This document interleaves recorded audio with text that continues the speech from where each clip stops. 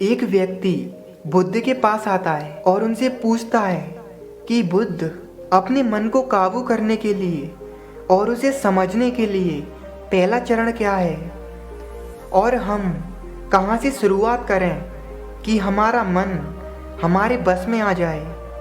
बुद्ध मुस्कुराए और उसका उत्तर दिया कि अपने मन को समझने का पहला चरण है इसके द्वारा दिए गए लालचों को समझना। जिस इंसान ने अपने मन के द्वारा दिए गए लालचों को समझ लिया, उसने इससे मुक्त होना शुरू कर दिया। और उसके बाद वह व्यक्ति बुद्ध से पूछता है कि हमारा मन जो हमें लालच देता है उसकी व्यर्थता को कैसे देखा जाए। बुद्ध कहते हैं, अपने अनुभवों से मनुष्य जिस भी गलत कार्य को अति में करता है उससे उसे दुख मिलता है, और यही दुख उसका अनुभव है, और यही अनुभव उसके रूपांतरण का कारण बनता है। जिसने देख लिया और वास्तव में देख लिया कि नशा करना केवल दुख है, उसने नशे से मुक्त होना शुरू कर दिया। जिसने देख लिया कि नफरत केवल खुद को जलाती है, उसने नफरत से मुक्त होना सीख लिया। तुम्हारा यह देख लेना कि मन लालच तो हमेशा तृप्ति का देता है, लेकिन लगता ये तुम्हें सदैव अतृप्त है, और यही अपने मन को समझने का पहला चरण है। कहानी को आगे बढ़ाने से पहले आपको एक प्रश्न समझना चाहिए, और वो है कि आप अपने मन को बस में करना क्यों चाहते हो। क्योंकि आपने ये अनुभव कर रखा है कि आपका मन आपको दुख देता है, पर क्योंकि आपको अपने मन के लालच बहुत सुहावने लगते हैं, इसीलिए आप इन लालचों के पीछे छुपे हुए दुखों को नहीं देख पाते। सिर्फ अपने दुखों को देख लेने से आपका मन आपके बस में नहीं आएगा। उसके लिए आपको दूसरा चरण क्या है इसे समझना होगा। वह व्यक्ति बुद्ध से पूछता है कि बुद्ध, यदि कोई व्यक्ति ये जानता है कि उसके मनों के लालचों के कारण उसके जीवन में दुख है, तो क्या इसका अर्थ यह है कि वो व्यक्ति पहले चरण पर है, और यदि वह व्यक्ति पहले चरण पर है तो दूसरे चरण पर कैसे जाएगा। बुद्ध कहते हैं कि उस व्यक्ति को खोज पर निकलना होगा, किसी ऐसे व्यक्ति की खोज पर जो अपने मन से मुक्त हो चुका है और जिसने अपने मन को जान लिया है। क्योंकि तुम्हारा मार्गदर्शन वही कर सकता है जो उस जगह पर पहुंचा हुआ है और जहां तुम जाना चाहते हो। दोस्तों, यहाँ पर एक बात समझना आवश्यक है कि खोज पर निकलने का अर्थ ये नहीं कि आप सन्यासी बन जाएं, बल्कि खोज पर निकलने का अर्थ ये है कि कोई ऐसा व्यक्ति खोजना जो आपका मार्गदर्शन कर सके।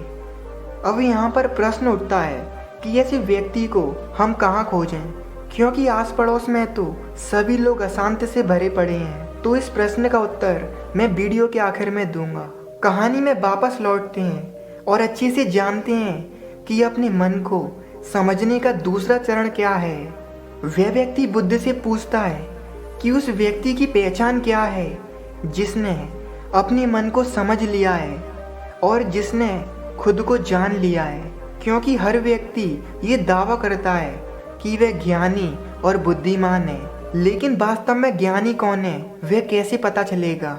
बुद्ध कहते हैं कि यही तीसरा चरण है, और वो चरण है सुनकर। सुनना ही अपने मन को समझने का तीसरा चरण है। उसके बाद वह व्यक्ति बुद्ध से पूछता है कि क्या देखकर ये पता नहीं किया जा सकता, क्योंकि आपको देखकर ही पता चलता है कि आप एक महात्मा हैं। बुद्ध कहते हैं कि देखने में तो कोई व्यक्ति बहुत शांत लग सकता है, लेकिन भीतर से वह क्या है यह उसके शब्द ही बता सकते हैं। लेकिन ध्यान रहे कि शब्दों पर भी विश्वास एकदम नहीं कर लेना है।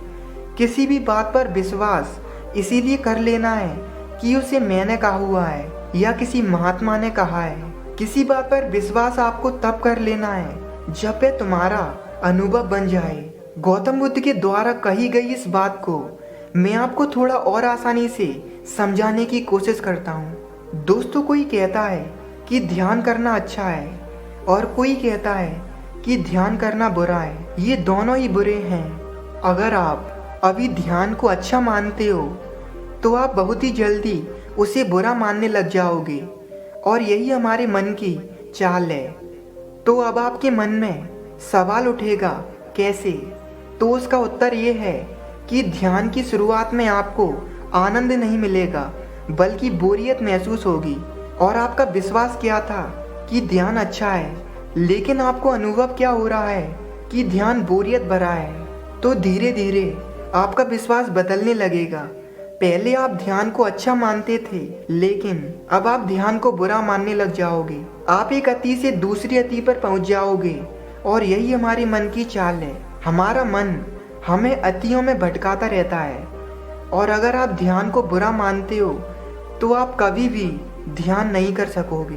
अब कहानी में वापस लौटते हैं और अच्छे से समझते हैं कि अपने मन को समझने का तीसरा चरण क्या है। बुद्ध कहते हैं कि किसी भी बात पर विश्वास तब तक नहीं करना चाहिए जब तक वह तुम्हारे समझ में ना आ जाए, और इसके लिए कर्म करना आवश्यक है। और कर्म ही अपने मन को समझने का चौथा चरण है।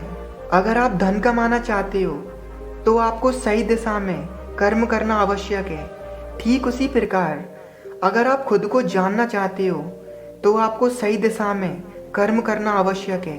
वह आदमी बुद्ध से पूछता है कि सही दिशा में कर्म करते वक्त आदमी क्या गलती कर सकता है। बुद्ध कहते हैं कि केवल दो गलतियां कर सकता है। पहली गलती शुरुआत ना करना, और दूसरी गलती पूरा रास्ता तय ना करना। और इन दोनों गलतियों के पीछे हमारे मन की चाल होती है कि मैं शुरुआत कल से करूँगा, और कोई सोचता है कि शायद मैं सफल ना हो पाऊँ। इन दोनों ही गलतियों को व्यक्ति जागरूकता की कमी के कारण करता है। बिना जागरूकता के व्यक्ति का मन उसे सही दिशा में चलने नहीं देता, और जागरूकता ही अपने मन को समझने का पांचवा चरण है। इसीलिए दिन के हर एक क्षण को जागरूक होकर जीना चाहिए। कोई भी कार्य करो तो उसे जागरूकता के साथ करो। अगर सांस भी लेते हो तो उसे जागरूकता के साथ लो। बिना जागरूकता के साथ जिया गया एक भी क्षण मृत्यु के समान है। और ध्यान रहे कि जागरूकता बिना ध्यान के संभव नहीं है। वह व्यक्ति बुद्ध से पूछता है कि बुद्ध अपनी जागरूकता के स्तर को कैसे बढ़ा सकते हैं। बुद्ध कहते हैं कि ध्यान के द्वारा, और ध्यान ही 6 चरण है। एक बार आप अपने मन को समझने के 6 चरणों को ध्यान से समझिए। पहला, थोड़ी जागरूकता के साथ यह देख लेना कि यह मन ही दुखों के बीज बोता है। दूसरा, किसी ऐसे व्यक्ति को खोजना जो मन से मुक्ति पाने के मार्ग बता सके। तीसरा, सुनना। चौथा, सुने हुए को कार्य में लेना। पांचवा, जागरूकता, जिससे आप मार्ग से भटके ना। छठवा, ध्यान। यदि सीधे शब्दों में कहा जाए तो ध्यान ही वह नाव है जिस पर बैठकर मन रूपी नदी को पार किया जा सकता है। लेकिन ध्यान तक पहुंचने के लिए शुरुआत के 5 चरण बहुत आवश्यक हैं। आप कौन से चरण पर हैं, हमें ये कमेंट में जरूर बताएं। ऐसे व्यक्ति की खोज करना जो आपका मार्गदर्शन कर सके। इस प्रश्न का उत्तर है कि ऐसे व्यक्ति को आप आस पड़ोस में मत खोजिए, बल्कि इंटरनेट पर खोजिए, क्योंकि इंटरनेट ही आपको पूरी दुनिया से जोड़ता है। दोस्तों, मैं और आप इस इंटरनेट के बदौलत ही जुड़े हुए हैं। अगर इंटरनेट नहीं होता तो क्या आप और मैं इस वीडियो को देख पाते? जो ज्ञान की बातें आप इस वक्त ले रहे हो, क्या आप वो ले पाते? नहीं। इसीलिए दोस्तों, हमसे जुड़े रहिए। धन्यवाद।